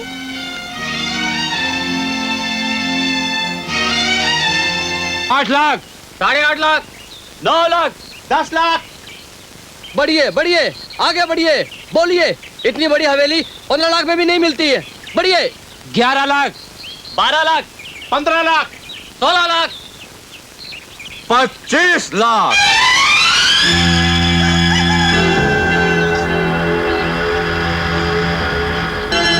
25 लाख, 25 लाख, 25 लाख 1, 25 लाख 2, 25 लाख 3।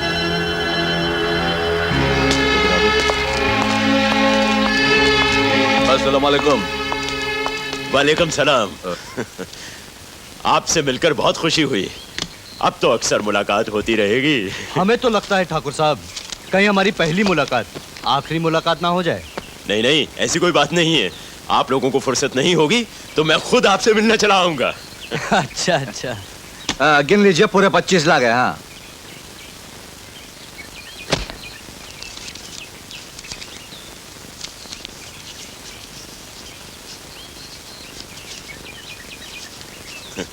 मुबारक मुबारक। अच्छा जी। खुदा। चलो। ठहरिए ठाकुर साहब, अपनी हवेली की असली कीमत तो लेते जाइए। क्या मतलब?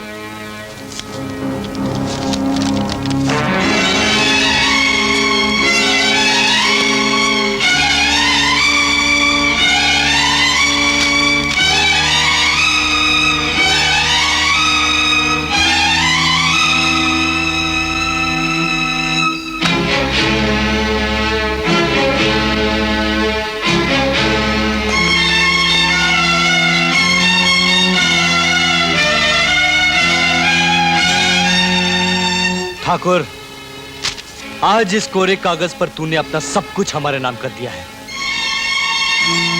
तेरी ये हवेली चवन्नी बनकर मेरे इस जूते में पड़ी ठाकुर। यहां से शहर का किराया है 1.25 रुपया, और ये 1 रुपया मैं तुझे भीख में देता हूं। ये ले। और जरा संभल के वो नकली नोट के बैग ना गिर जाएं। तुम दोनों की ये मजाक। हिम्मत सिंह, पकड़ो इन दोनों को। इन्होंने मेरे साथ हरामजादी की है। छीन लो वो स्टैम्प पेपर, मैं उसे आग लगा देना चाहता हूं। Shut up, you bloody fool, and get out from here.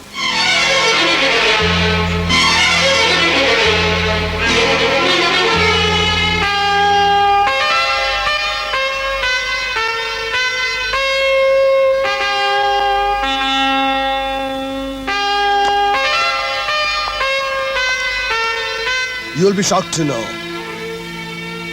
that I'm a CBI officer. तुम क्या समझते हो कि मैं तुम्हारी हवेली का कुत्ता हूं? मैं भी एक किसान का बेटा हूं ठाकुर। आज तक तेरी फेंकी हुई हड्डियां इसलिए चबाता रहा ताकि एक दिन तेरी साहूकारी की मौत का तमाशा मैं खुद अपनी आंखों से देख सकूं। मैं तो तेरी गर्दन तक पहुंच ही गया था ठाकुर, लेकिन उससे पहले सूरज मुझ तक पहुंच गया। तेरी हवेली की नीलामी का आइडिया सूरज के दिमाग की इजाद थी। और ठाकुर, इधर कोई एयरफोर्स का अड्डा वड्डा बनने वाला नहीं है। वो तो तुझको समझ गया ना? समझता तो है। गांव वालों, तुम स्टैम्प पेपर के मुताबिक इस हवेली में घुसकर उन सारे स्टैम्प पेपर को आग लगा सकते हो जिन पर तुम्हारी उंगलियों के निशान है।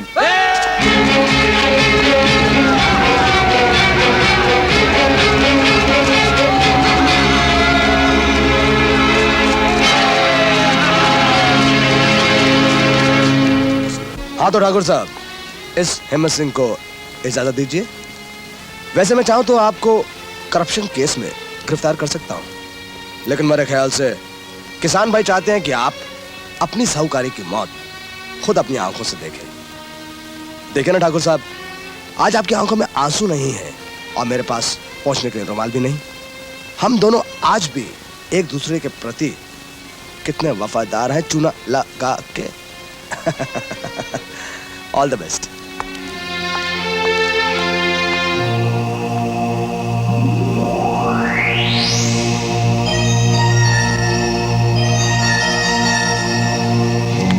आग बनकर तुम्हारी तकदीर के पन्नों को न जला दूं तो मेरा नाम भी ठाकुर शेर बहादुर नहीं।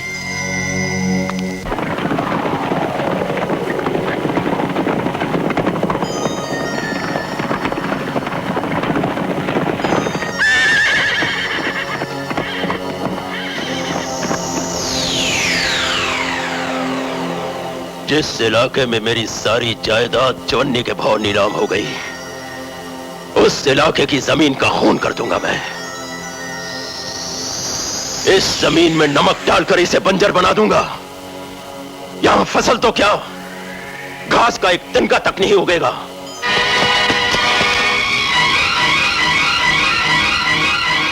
अपने नमक वाले ट्रैक्टर वापस ले जाओ ठाकुर। हम तुम्हें जीने का आखिरी मौका देते हैं।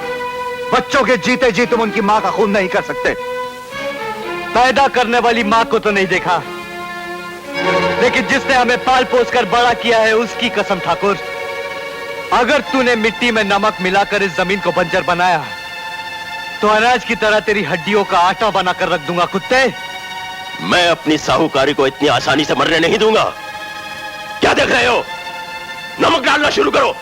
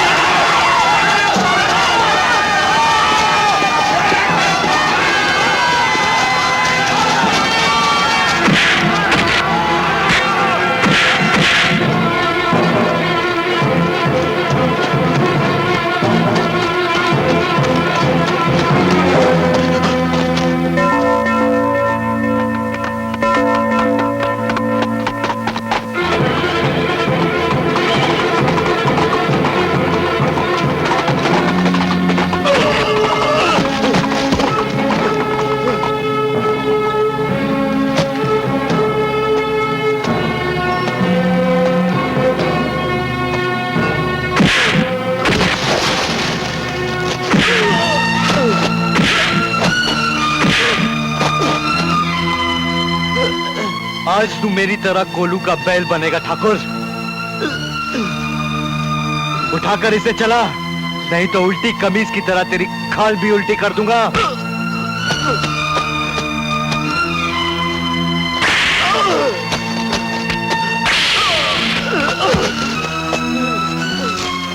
आज तक जो काम तू हम लोगों से करवाता था, आज वही गुलामी तुझे करनी होगी ठाकुर। उठा मिर्ची और पीस।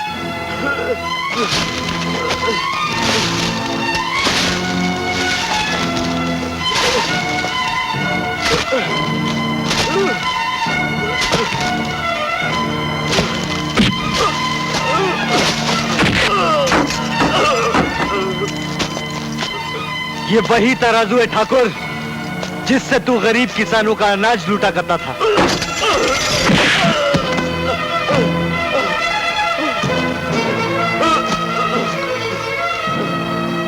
चल उठा इसे।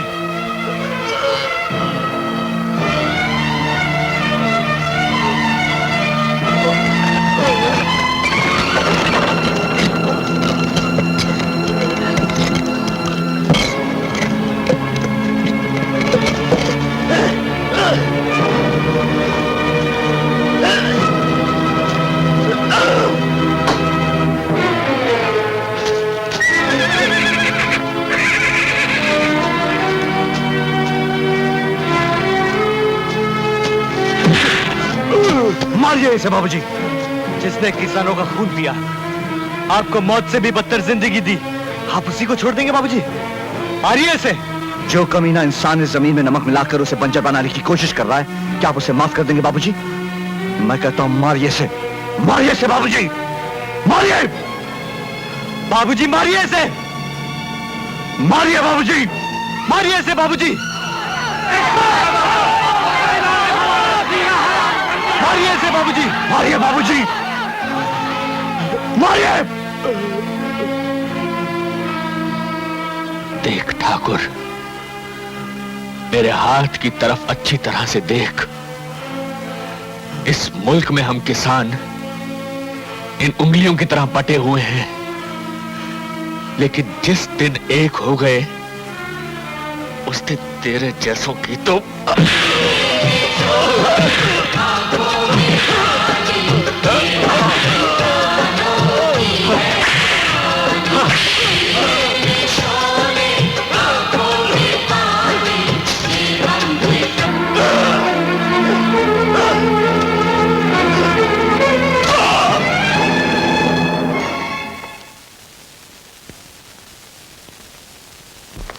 जो कैद मौत से भी बदतर हो, उसके हर कैदी को रिहा होना होगा। उसे भी जीने का हक है, उसे भी जीने दो।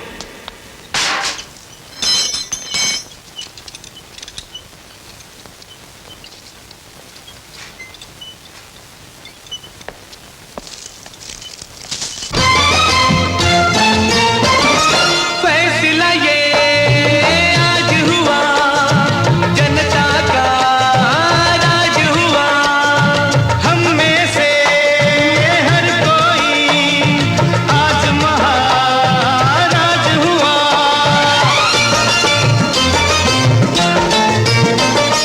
फैसला ये आज हुआ, जनता का राज हुआ, हम में से हर कोई आज महाराज हुआ। पहन लिए हमने अपने सरों पे ताज, लूट लिए